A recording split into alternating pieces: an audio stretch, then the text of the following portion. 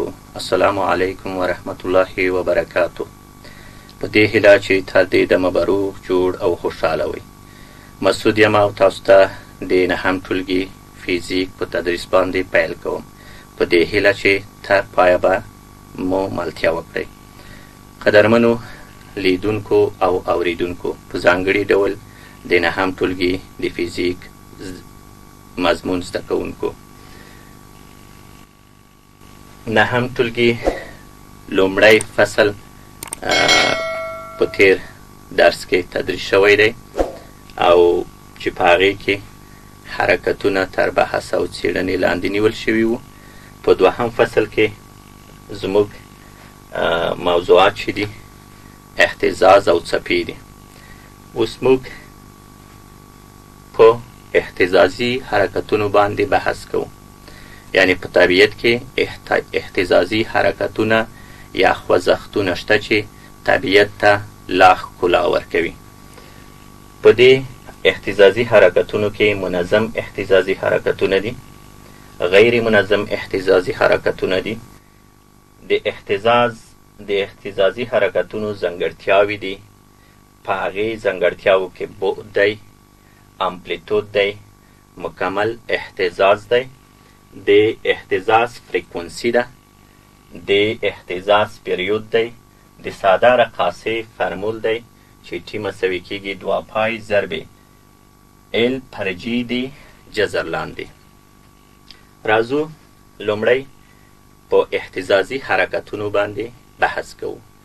اهتزازي حرکتونه یعنی په څه معنی؟ اهتزازي حرکت هغې حرکت ته ویل کېږي چې د تعادل په نقطه کې په پرلپسې ډول اهتزاز وکړي.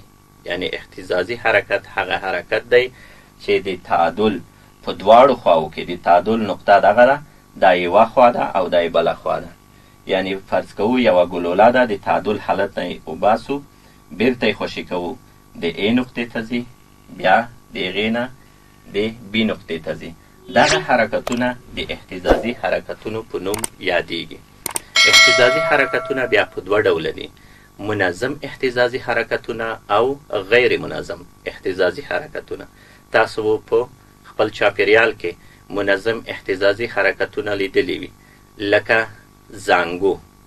یعنی د ماشوم زانګو ده د تعادل په 2 خواو کې خپل پرلپسې اهتزازي حرکتونه ترسره کوي. دا منظم اهتزازي حرکتونه شول. یا فرض کوو د یوې ګلولې منظم حرکتونه چې په یو تار پسې ځوړند شوي ده.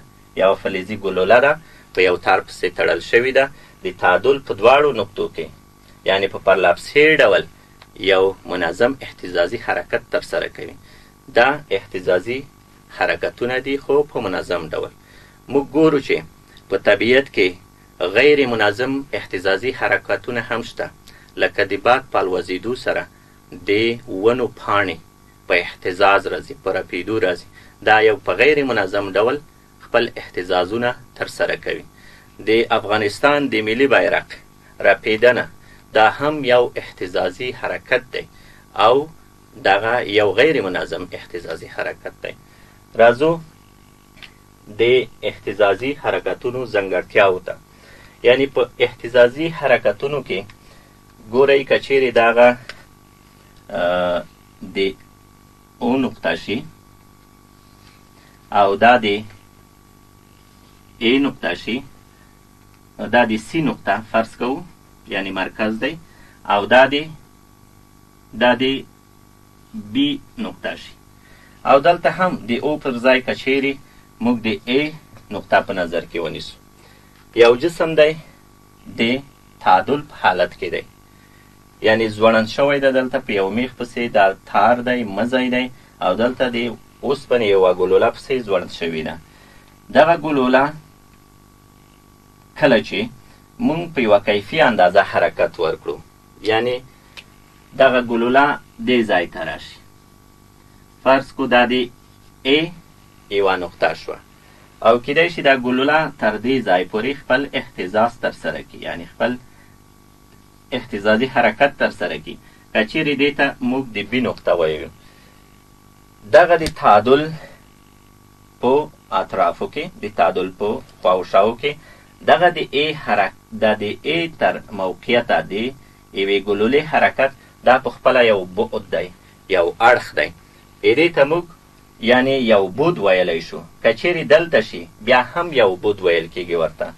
خو د سی نه تر بی پورې دا د اهتزاز لمن ده، یعنی د اهتزاز لمن ده چې هغې ته وروسته بیا راځو امپلیتود ده. هر بود یو امپلیتود نشي کېدلی، د اهتزاز مکمله لمن نشي کېدلی، یعنی مکمله لمن خو نه ده، د دې لمن یا د دې امپلیتود یوه برخه ده. هر امپلیتود بیا یو بود کېدلی شي، یعنی په بود کې امپلیتود دننه نشي کېدلی، اما بود په امپلیتود کې دننه موقعیت نیولی شي. راځو امپلیتود ته یا د اهتزاز لمن. د اهتزاز لمن د تعادل د نقطو ترمنځ کومه فاصله چې ده، لکه د سی او د او په منځ کې دغه کومه فاصله چې ده دا د امپلیتود په نامه یادیږي یا دا د اهتزاز د لمنې په نوم یادیږي. یو مکمل اهتزاز، یو مکمل اهتزاز هغه اهتزاز ته ویل کیږي چې یو جسم یا یوه ګلوله د تعادل په دواړو خواو کې یو مکمل دور طی کړي. لکه د بیلګې په ډول زموږ د دې ګلوله ده په یو تار پسې ځوړنده شوې ده، یعنی دغه د دې ځای نه د کومه ګلوله چې ځي، یعنی د ای نقطې نه تر سی پورې د سی نه بیا بیرته ځي بي ته، د بي نه بیرته بیا راګرځي سی نقطې ته، د سی نقطې نه بیرته د ای نقطې ته راځي.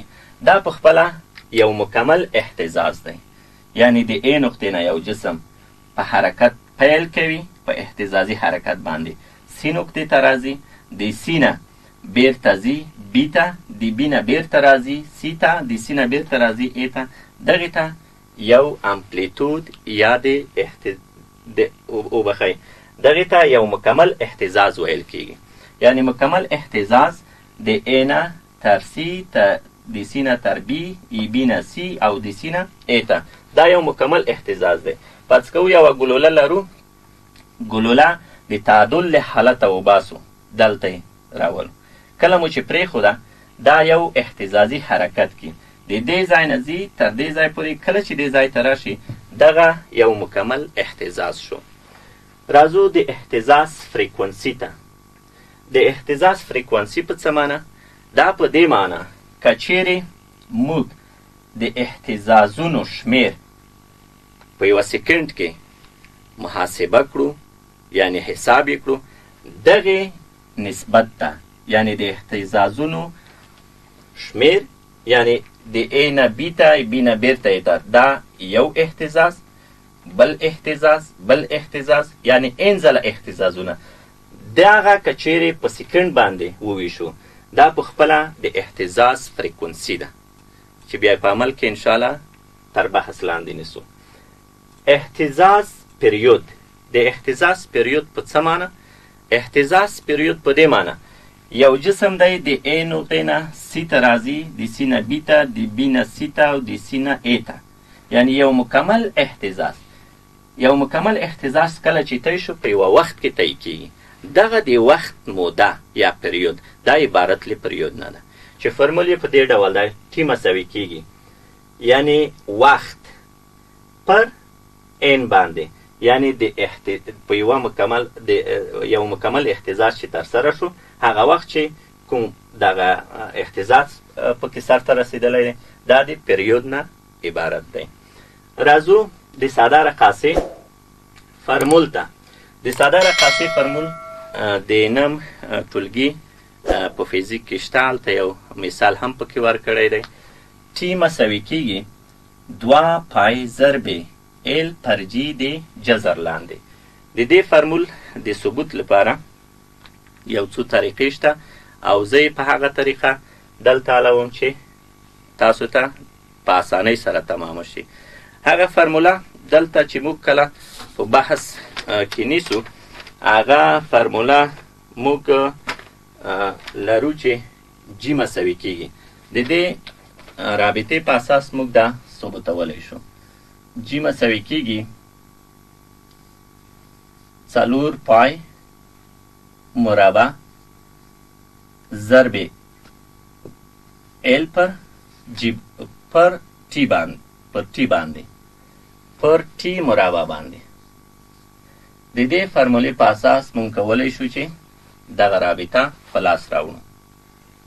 دغه رابطه چې کله په لاس راوړو، مونږ یې باید په دې رابطه کې دغه کوم مشخصات چې دي په نظر کې ونیسو. موږ داسې وایو چې جی مساوي کیږي 4 پای مربع ضرب ال پر टी مربع. دلته موږ टी په کار ده. پس اطراف چی کوو؟ طرفین وسطین کوو.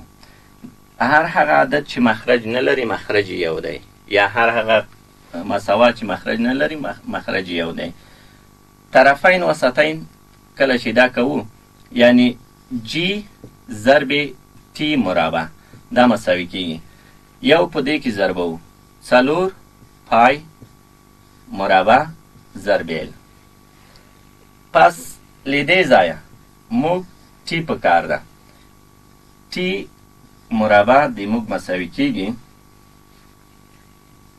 4 پای مربع ضرب ال پر جی باندې.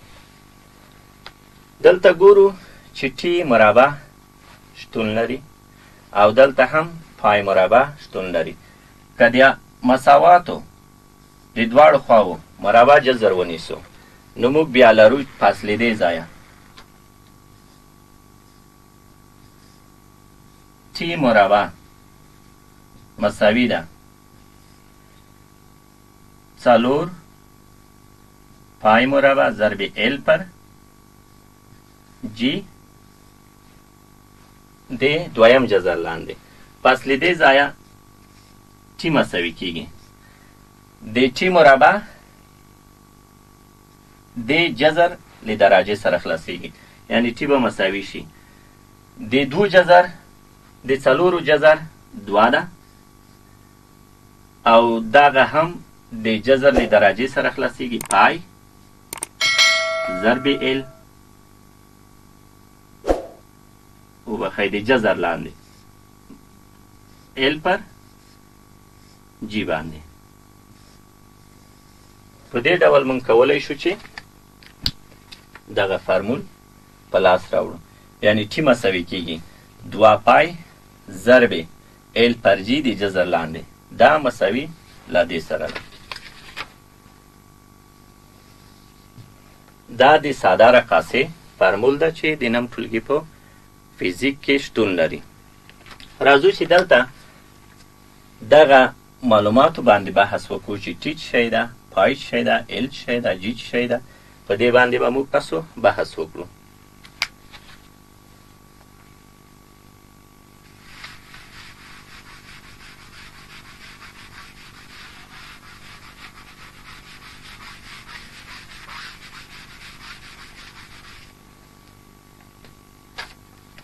په دې فرمول کې چې टी مساوي ده 2 پای ال پر جی باندې. دلته टी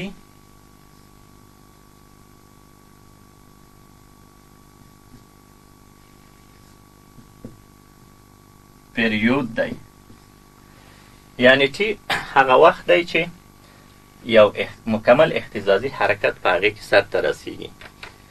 بل پای یو ثابت قیمت دی. یو ثابت قیمت په دې معنی چې 3.1415 دا د پای قیمت ده. ال د تار د تار یا رقاصې یعنی د تار یعنی چې د رقصه پسې تړلې ده د دې اوږدوالی دی یعنی د تار اوږدوالی دی دلته یوه رقصه لرو یعنی دغه فاصله چې ده دا خپله د ال ده او جی چې ده جی د ځمکې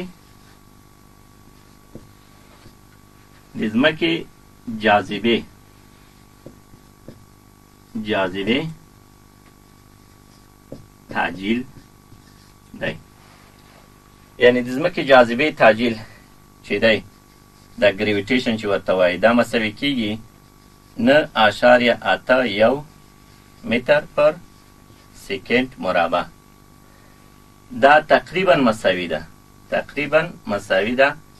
10 متر پر سکند مربع سره دا چې راتلونکي موضوعات به د څپو په اړه وي تر هغې له تاسو څخه اجازه غواړم او بیا هم په خپرونه کې ستاسو د ګډون په هیله